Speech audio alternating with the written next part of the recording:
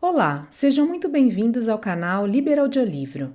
Eu sou a Giovana e hoje vamos mergulhar numa obra muito particular da literatura brasileira do início do século XX. Eu falo de Vida e Morte de M.J. Gonzaga de Sá, de Lima Barreto, um livro de 1919. Mas antes quero frisar que este áudio contém spoilers. Se você quiser ler a obra, sugiro que pare aqui e ouça depois, combinado? Essa obra, embora seja sobre a vida de Gonzaga de Sá, contada por seu amigo Augusto Machado, nos ajuda a explorar a burocracia, a sociedade e a cidade do Rio de Janeiro daquela época. E para entrarmos neste universo, há uma história no livro que é o ponto de partida perfeito. Um caso de burocracia levado ao extremo do absurdo. É um episódio que define logo de pronto o palco onde tudo se vai desenrolar. Mostra a lógica interna, ou a falta dela, do mundo que vamos analisar. A história é esta. O bispo do Tocantins chega ao porto de Belém e, como era costume, é recebido com uma salva de canhão. Só que lhe dão apenas 17 tiros e ele fica ofendidíssimo. Apresenta uma queixa formal. Alega que, pela sua posição, teria direito a 18 tiros.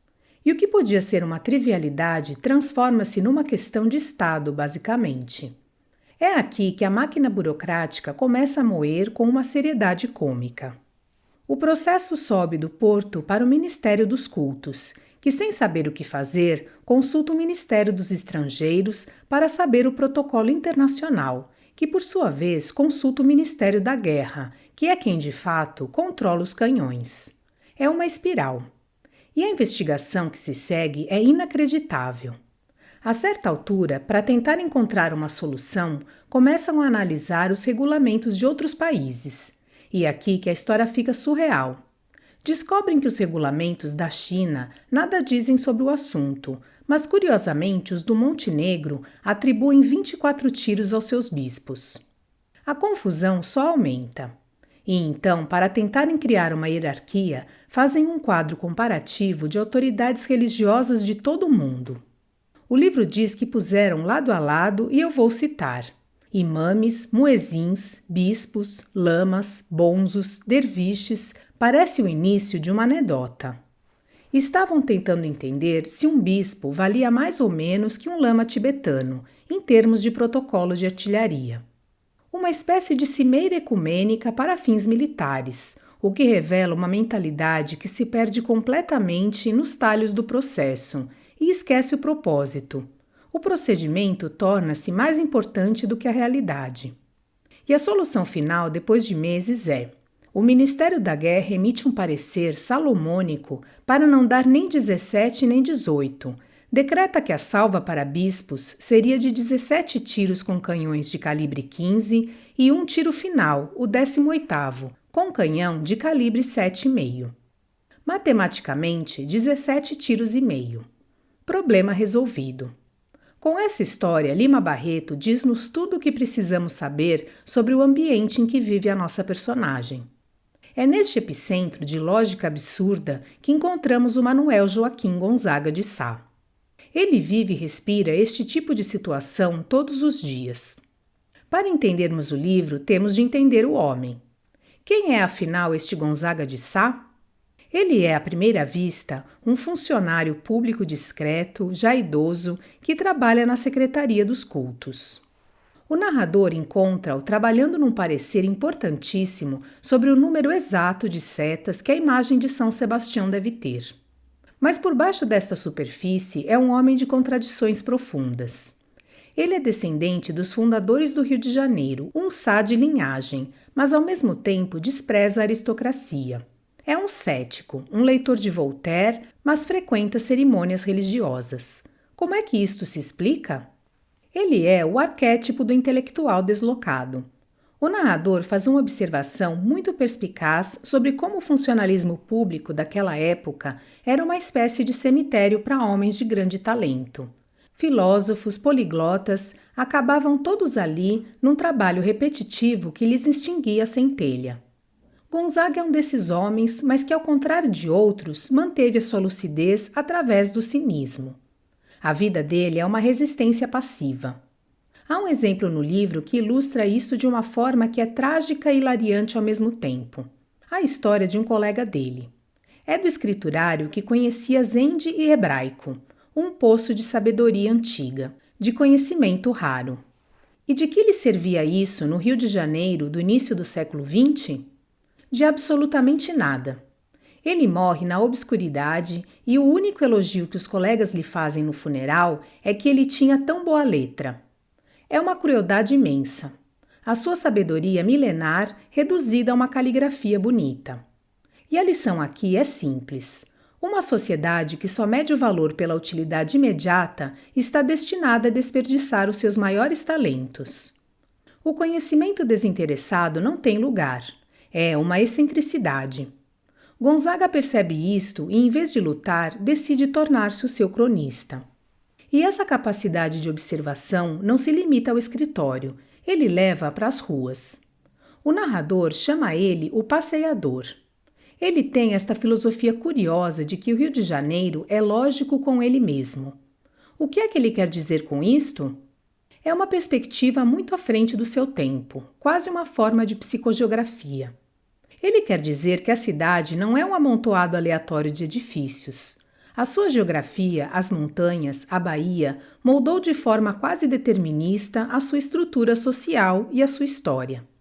A cidade parece não ser um cenário, mas uma personagem. Ele dá exemplos concretos. Diz que as montanhas não são só acidentes geográficos, criaram fronteiras sociais, separando bairros, criando várias cidades dentro de uma só. E ele vai mais fundo. Oferece uma espécie de arqueologia urbana. Ensina-nos a ver a história na paisagem. Olha para as ruas estreitas do centro antigo e explica que foram desenhadas pelo medo. O medo dos ataques de piratas e da fuga dos escravos dos quilombos. É fascinante pensar nisso, que a arquitetura pode ser um reflexo da psicologia de uma época. Ele faz o mesmo com as casas, consegue datar um casarão só de olhar para as paredes. Ele olha para uma casa pós-independência e vê o que chama de segurança ostensiva. Paredes maciças, poucas janelas. Para ele, aquilo é a mentalidade de uma elite recém-formada, insegura, a entrincheirar-se. Ele transforma um passeio pela cidade numa lição de história, de sociologia e de psicologia. As suas observações da cidade são brilhantes, mas as críticas à sociedade são ainda mais ácidas. É aqui que o seu cinismo realmente brilha. Ele parece ter uma aversão especial ao mau gosto e à pretensão. Ele não suporta a falta de imaginação, especialmente nos símbolos oficiais. É quase uma ofensa pessoal. A forma como ele critica as armas da República é maravilhosa. Ele olha para o brasão e diz: aquele espadagão, aquele fitão. Que coisas, meu Deus! Para ele, aquele símbolo reflete uma mentalidade simplista, a glorificação da força bruta. E ele faz o mesmo com os novos selos postais, com os heróis da República. Ele não os vê como uma homenagem, mas como uma oportunidade perdida. Ironiza que podiam acrescentar pequenas biografias em cada selo, e assim criariam o que ele chama de o Plutarco brasileiro em franquias postais, o que mostra o seu desprezo pela superficialidade. Para ele, um símbolo deve ter profundidade, deve educar. Quando não o faz, é só decoração de mau gosto. E essa mesma versão aplica-se à sua crítica da mania da aristocracia. Sendo ele um sá de verdade, achava tudo aquilo ridículo. Mas de todas as suas teorias sociais, há uma que à primeira vista parece completamente descabida. É a sua ideia sobre o que realmente move a sociedade do Rio. E não são os políticos, nem os barões do café. Essa é talvez a sua observação mais provocadora. Ele argumenta que o verdadeiro motor da vida social, econômica e até cultural da elite carioca eram as cortesãs estrangeiras de luxo, as damas fáceis. Parece uma piada, mas ele desenvolve a teoria com uma lógica implacável. É uma lógica cínica, mas astuta. Ele diz que eram elas que ditavam a moda, obrigando as senhoras honestas a imitá-las, estimulavam o comércio de luxo e, ao exigirem um certo nível de cultura dos seus amantes, acabavam por inspirar os intelectuais. Ele chega a compará-las aos galeões espanhóis. Elas chegavam, levavam as fortunas dos homens ricos do Brasil e, em troca, deixavam um rastro de influência cultural e de consumo. Ou seja, ele está a desconstruir a fachada da alta sociedade e a dizer que o seu motor não é a virtude, mas sim o desejo e o capital que circulam através destas figuras marginais. Ele está apontando para os motores ocultos da cultura e está dizendo que a influência não emana das fontes oficiais, mas de zonas mais ambíguas. É uma análise incrivelmente moderna sobre a relação entre cultura, desejo e economia. Todo esse cinismo parece vir de uma filosofia de vida muito profunda, e talvez a melhor forma de entender seja através de um pequeno manuscrito que o narrador encontra entre os papéis de Gonzaga após a sua morte. A parábola O Inventor e a Aeronave é um texto curtíssimo, mas que contém o núcleo do seu pensamento filosófico. É uma história aparentemente simples. Conta a vida de um inventor que dedica 20 anos a construir a máquina de voar perfeita. O texto descreve o processo com um detalhe quase doloroso. Os anos a desenhar, a calcular, a escolher os melhores materiais, a supervisionar cada parafuso. É a representação máxima do esforço humano, da razão, da ciência, que tenta dominar a natureza. É o ideal do progresso daquela época. E finalmente chega o grande dia. O inventor confiante sopra a máquina, aciona o motor e o texto termina com a frase seca e devastadora: a máquina não subiu. O que é que se retira de uma parábola tão desoladora? Retira-se que para Gonzaga a força mais poderosa do universo não é a razão, não é a ciência nem a vontade humana. É uma força que ele chama de o acaso. Ele está dizendo que por mais que planejemos e nos esforcemos, há sempre um elemento de caos, um fator imprevisível que pode deitar tudo por terra. É a antítese completa do otimismo positivista de sua época. E é quase uma tragédia pessoal para um intelectual como ele. É como admitir que a sua principal ferramenta é, no fundo, insuficiente. É o seu pessimismo fundamental. Ele acredita que, no final das contas, não estamos no controle. E essa desilusão, essa sensação de impotência, torna-se muito mais pessoal nos seus últimos dias. É aí que vemos o lado mais vulnerável dele. A sua relação com o afilhado, Aleixo Manuel, o filho órfão do seu falecido compadre, que era um simples servente da repartição. Como é que este afeto patronal se encaixa no perfil do homem cínico que vimos até agora? Pode ser visto como seu último projeto. Talvez a sua única tentativa de criar algo que perdure, de deixar uma marca no mundo depois de uma vida que ele sentia ter sido em grande parte estéril.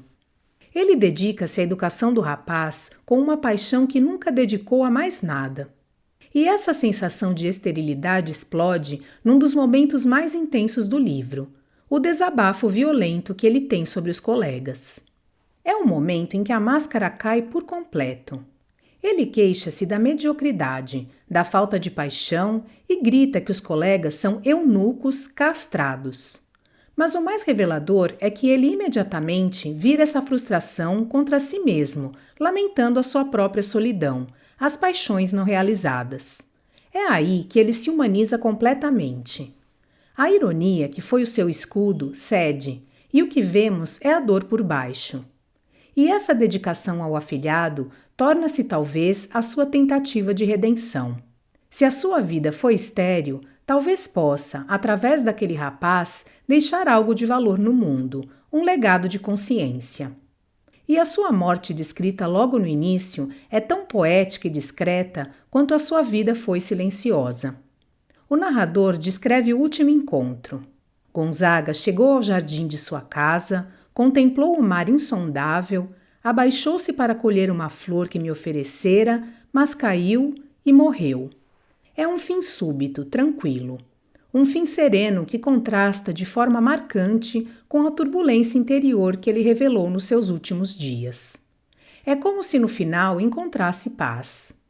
Então, quando juntamos todas as peças, Gonzaga de Sá é muito mais do que uma personagem. Ele é uma lente, um ponto de vista através do qual observamos uma sociedade em transição com as suas pretensões, os seus absurdos e as suas tragédias silenciosas. E o belo é que os pensamentos de Gonzaga de Sá, do narrador, nos convidam a várias reflexões sobre as nossas próprias vidas e a nossa percepção sobre a sociedade. No pensamento final do livro, que é talvez a parte mais provocadora de toda a obra, o narrador, ao refletir sobre a educação esmerada que Gonzaga e sua tia deram ao afilhado, fica com uma dúvida terrível. É uma dúvida que vira do avesso a nossa concepção de que a educação é sempre libertadora. O narrador questiona se, ao darem ao rapaz uma consciência mais apurada, não estariam, na verdade, criando nele um fatal princípio permanente de inadaptação ao meio. E a pergunta que paira e que deixo para vocês, ouvintes, é esta: a busca pelo conhecimento e pela consciência é sempre um bem em si mesma ou, em certos contextos, pode se tornar uma fonte de dor, criando um abismo entre o indivíduo e o seu mundo? Afinal, qual é o preço de ver as coisas com demasiada clareza? Leia este livro maravilhoso e se deixe levar pelas suas reflexões. Desejo que tenham gostado. Obrigada por sua companhia e até a próxima!